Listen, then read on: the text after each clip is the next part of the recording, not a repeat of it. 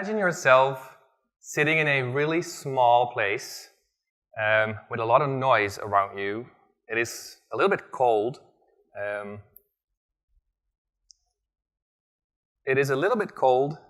There's about 4 people with you. You're sitting shoulder by shoulder. There's a nice blue sky above you. There's a cloud below you. And that's odd. And then all of a sudden, a door goes open. There's an enormous amount of noise around you. You can barely hear the guy next to you. But he's saying you have to come close to the door. You have to stand up. And you got to take a leap of faith. That's something that doesn't happen out of the blue. There's a lot of preparation before you take that first step. You really got to you're not going to make a leap of faith yourself without being prepared. So I think I don't have to introduce myself anymore because Amy did a great job at that. So I'll just move forward to the next one. I work for Staples Europe. I am located in Amsterdam, actually. Let's see if it works. I think I have to stand here. Located in Amsterdam. We cover about 25 countries, actually, including our business advantage, our online and retail. And there is about the same amount of different languages that we speak. And I only speak 2 languages.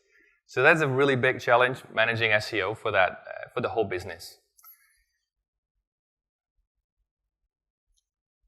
We're at a place in time where it is all about the online revolution, the digital revolution, how you want to name it. But what is equivalent to that is change.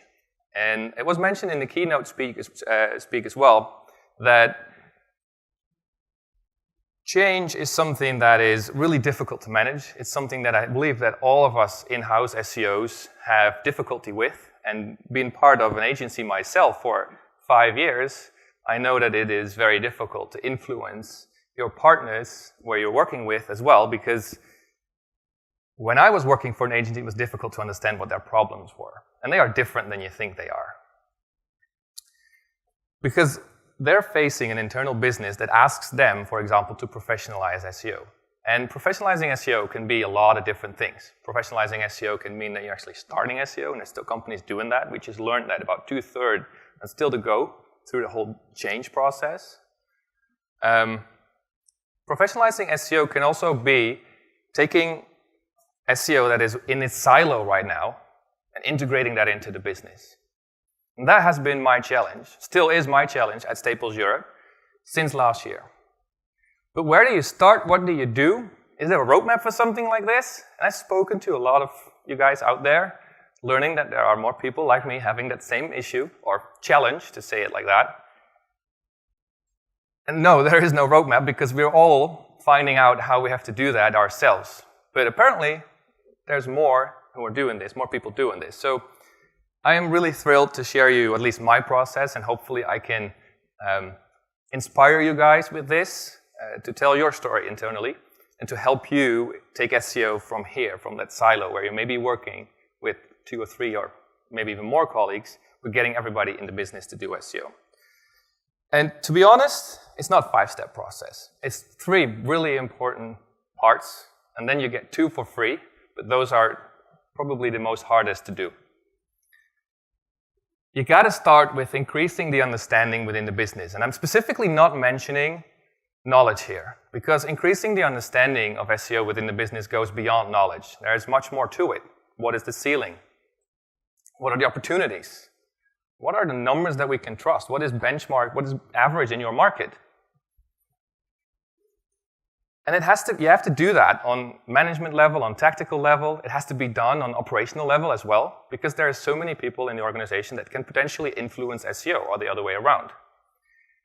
When you've done that and you really got them to a point that they start to understand SEO a little bit better, and they might get eager to work with SEO, you got to make SEO tangible. And that means they have to feel it. They pretty much have to see what SEO is. And for a lot of people, I've realized that it is very difficult to get to that next step.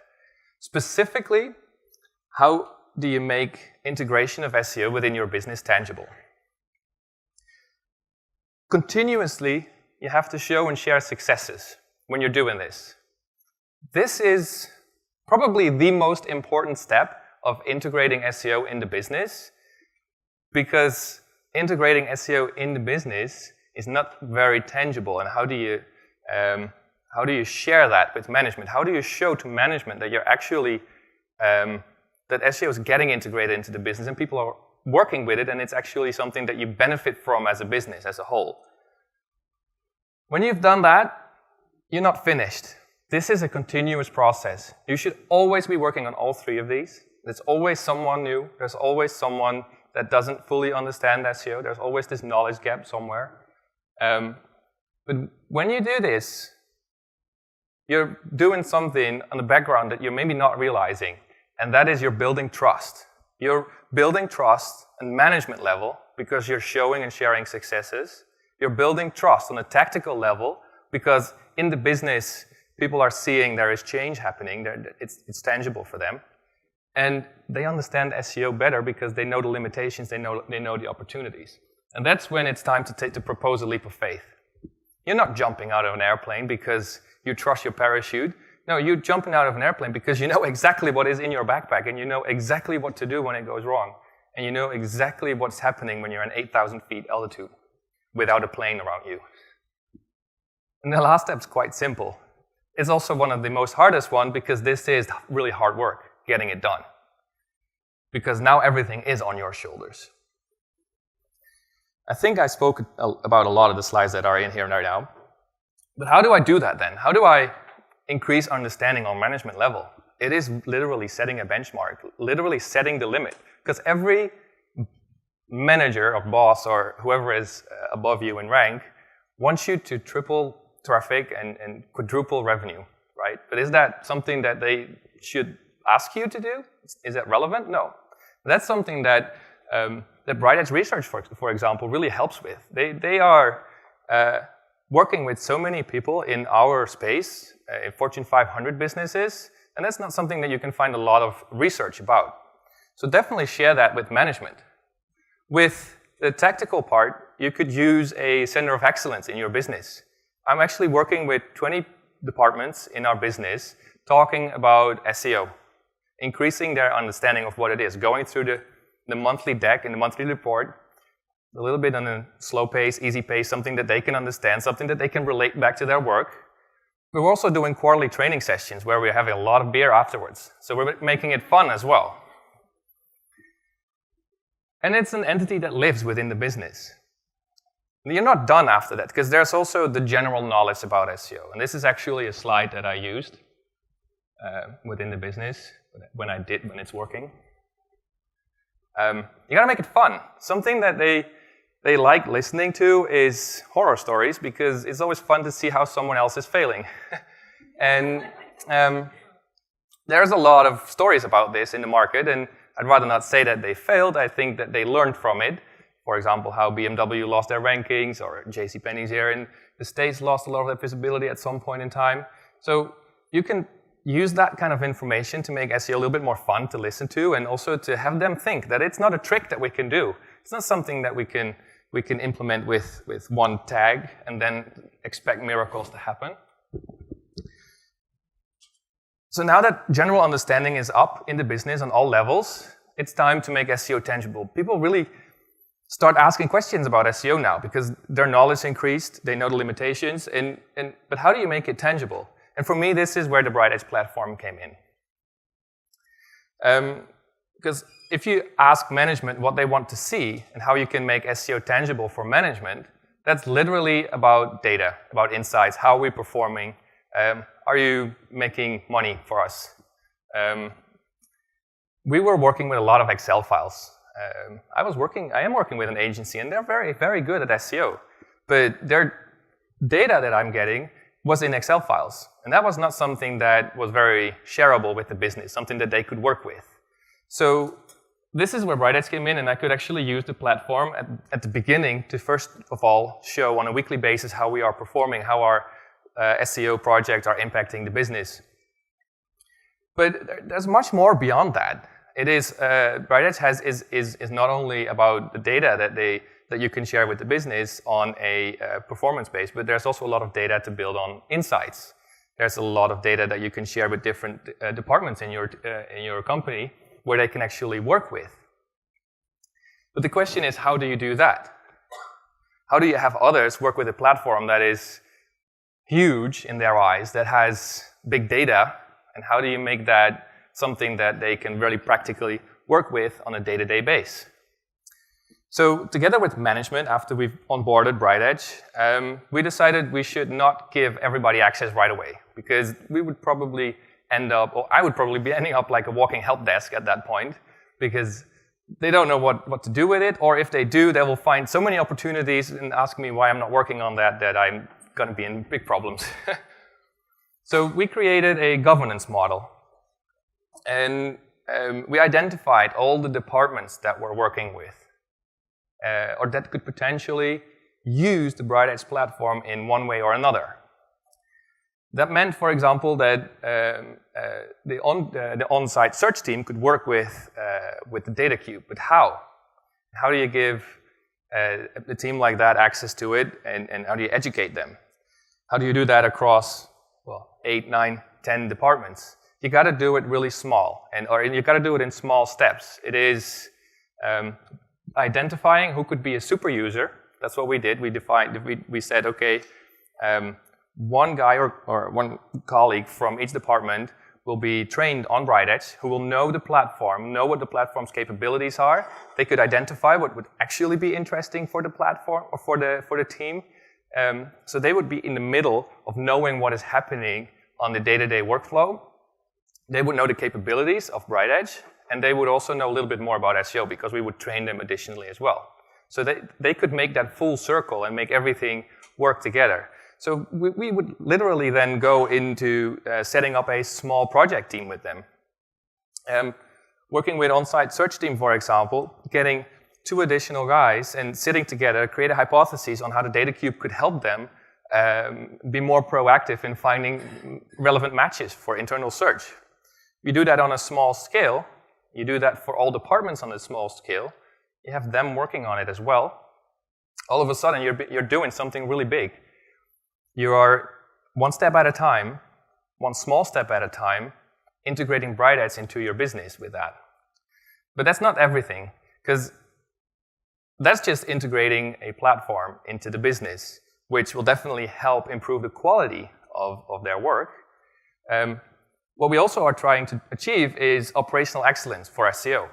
And what that means is that we are literally wanting to have SEO integrated into all the projects, where we're trying to get process checked off, quality checked off, and making sure that the knowledge is good enough. Because this is something that we learned when we were sitting together as a group for 20 departments, as in, okay, it's nice to have all of this knowledge increase, but it's only for me. I'm actually working on a lot of projects, and how can we impact those projects and really get SEO integrated over there?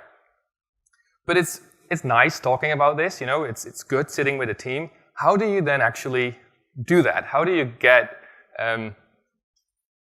that integrated into the business? How do you make sure that it is tangible also for management, that it is improving, and that it's having an impact on the end result as well?